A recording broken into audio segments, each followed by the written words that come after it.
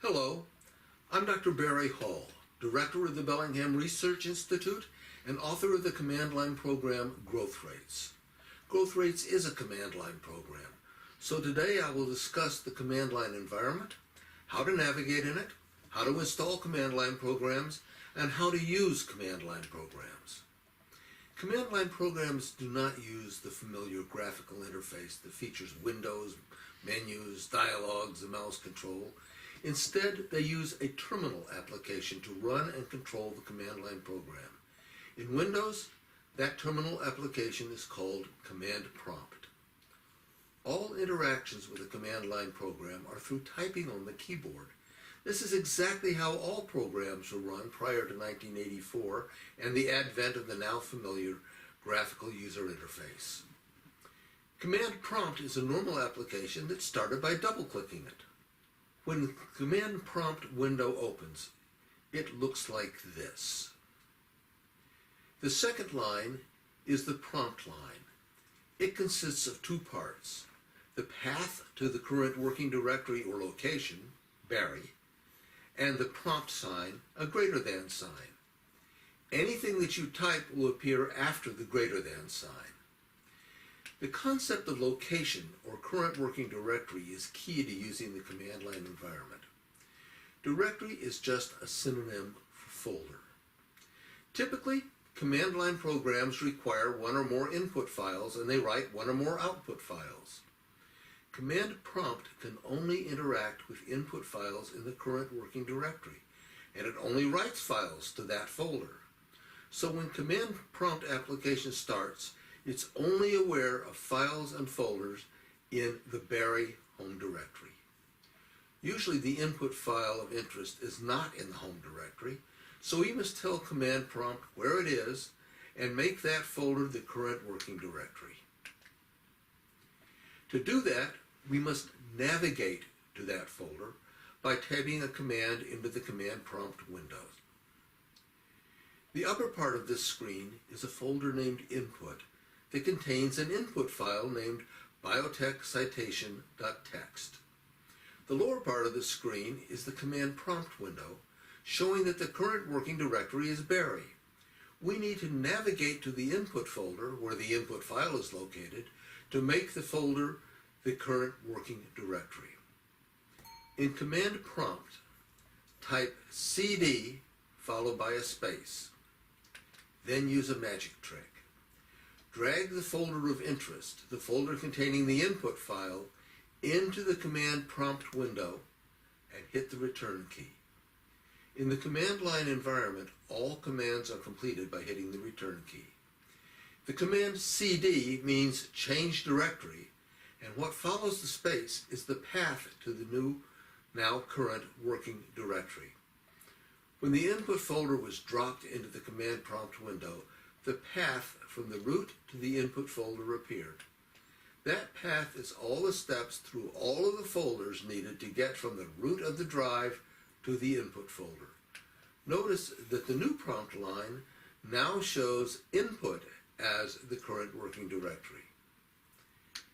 Couldn't we have just typed CD input? No, because Command Prompt has no idea where the folder named input is to be found. If it is not in the home directory, Command Prompt will just complain that no such path exists. Always use the magic trick to navigate in Command Prompt. We call command line programs programs to distinguish them from applications. Other names for the programs are executables or binaries. The icon for an executable file looks like this, and it has the extension .exe. That file has to be installed before Command Prompt can execute the program. First, we need to create a folder into which the program will be installed. That folder will be named bin, standing for binary files. Create a folder named bin directly on your C drive, not within any other folder. When Command Prompt starts, it looks for all the executable files that it might need to use, and then it records where each file is found. There are hundreds of executable files on your computer, most of them hidden, but there are a few special places where command prompt looks for executables. We now need to tell command prompt that the bin folder we just created is one of those special places. In the Windows Explorer window, under This PC, right-click on Local Disk C and choose Properties. In the resulting window, click Advanced System Settings to display the System Properties control panel. Select the Advanced tab, then click the Environment Variable button to display the Environment Variables window. In the lower part of that window, select the Path variable, then click the Edit button to display the Edit Environment Variables window. In that window, click the New button to show a new text box at the bottom of the list. In that box, type C:/bin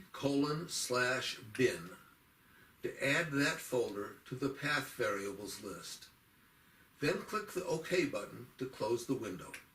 Continue clicking OK to close each of the windows to complete telling command prompt where to look for command line programs that you install. The good news is that you only have to do this setup once. From now on, command prompt will know where to look for any program that you have installed into the bin folder. The final step is to copy the program with ends in .exe into that C:/bin folder by control dragging the program into the bin window. The program is now fully installed. If command prompt is running, quit it. Command prompt only becomes aware of the folders containing command line programs when it starts up. So you need to restart command prompt before trying to run a program you have just installed. Almost every command line program requires at least one input file and writes at least one output file. The instructions for the program will tell you about what input files are required. Before running any command line program, it's essential to read the documentation in order to learn what has to be entered on the command line.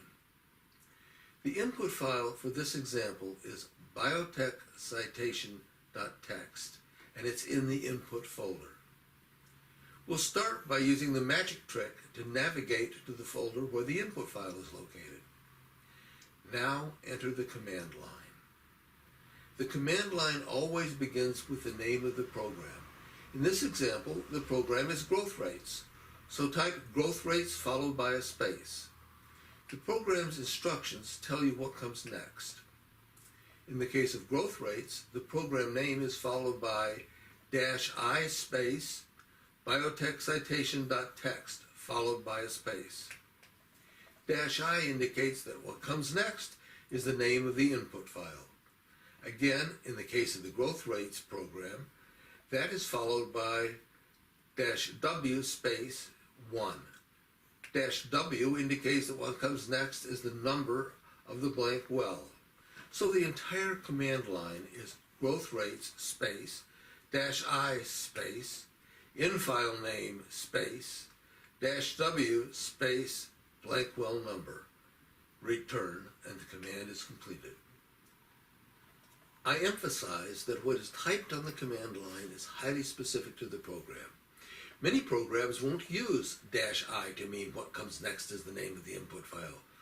They will just have you type the name of the program, then the name of the input file.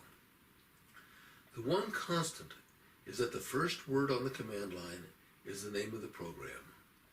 Did you notice that each part of the command line was separated from the next part by a space? In the command line environment, spaces are critical elements. It follows, therefore, that the name of a program or the name of a file can never include a space. If you entered the command line with a space between growth and rates, you get an error saying that the command growth is not recognized. Similarly, spaces are prohibited within file names. A space between biotech and citation in the input file name doesn't actually keep growth rates from running, but after the menu appears, you get a no such file or directory error because growth rates looked for an input file named biotech and couldn't find it. Command line programs cannot use word processing files or Excel files as input files. They need very simple text files as input files, and they write text files as output files. To read and manipulate text files, you need a text editor application. For Windows, we recommend the free Notepad++. You'll need to set the text editor preferences so that it does not wrap lines and so that it does number lines. You may need to adjust tab spacing in order to see columns line up correctly in files. If you're not sure whether a particular file is in the current working directory, use the command dir, which stands for directory. While your location is input, type dir. Command prompt lists the file input biotech citation.txt. The list shows two directories, dot and dot dot, meaning that the input directory itself and the directory enclosing input. It then lists one file, biotech citation.txt, its length in bytes, and the date and time it was created.